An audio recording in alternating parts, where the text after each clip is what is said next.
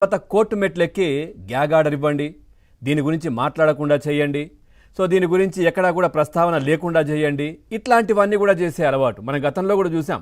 వివేకానంద రెడ్డి హత్య కేసుకు సంబంధించి కూడా పూర్తిగా నారాసుర రక్త చరిత్ర అంటూ కూడా చేతిలో ఒక గుడ్డలు పెట్టి, ఆ తర్వాత కత్తి పెట్టి, ఆ తర్వాత ఇక్కడ ఆ రోత పత్రికల్లో పెద్ద ఫోటో చంద్రబాబు నాయుడు గారు వేసుకొని, ఆ తర్వాత దాని గురించి మాట్లాడకుండా తెల్లారే గ్యాగ్ ఆర్డర్ తెచ్చుకున్నారు వాళ్ళు. సో మాట్లాడకుండా ఉండడం కోసం.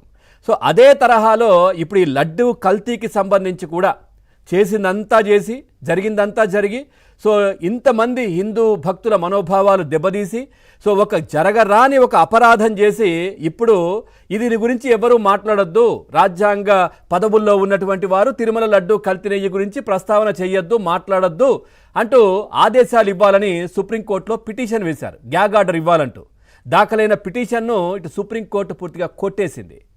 ప్రజాప్రతినిధులు ఇతరుల వ్యాఖ్యలపై ఆంక్షలు విధించాలని కోరుతూ దాఖలైనటువంటి పిటిషన్ సిబిఐ విచారిస్తున్న సమయంలో జోక్యం చేసుకోలేమంటూ సుప్రీం ధర్మాసనం చాలా క్లియర్గా చెప్పేసింది.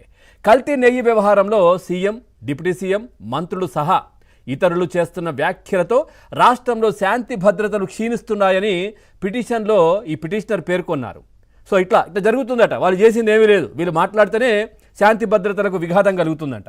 ఇక సిబిఐ సిట్ దాఖలు చేసిన ఛార్జ్షీట్ను బహిర్గతం చేయాలని అభ్యర్థన. అసలు కల్తీ నెయ్యి వ్యవహారం గురించి మిమ్మల్ని ఎవరు అడిగారు అంటూ కూడా ఇటు చెప్పినటువంటి పరిస్థితి. మీరేమైనా నిపుణులా అంటూ కూడా కోర్టు ప్రశ్నించినటువంటి పరిస్థితి కనిపించింది. మీరు అసలు ఎలా మాట్లాడుతున్నారని ధర్మాసనం కూడా ప్రశ్నించింది.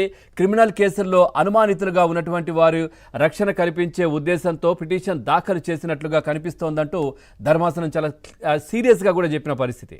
ఏమైనా ఆధారాలు ఉంటే నేరుగా సిబిఐకి సమర్పించాలంటూ కూడా ఆదేశాలు ఇచ్చినటువంటి పరిస్థితి మనకు కనిపిస్తుంది.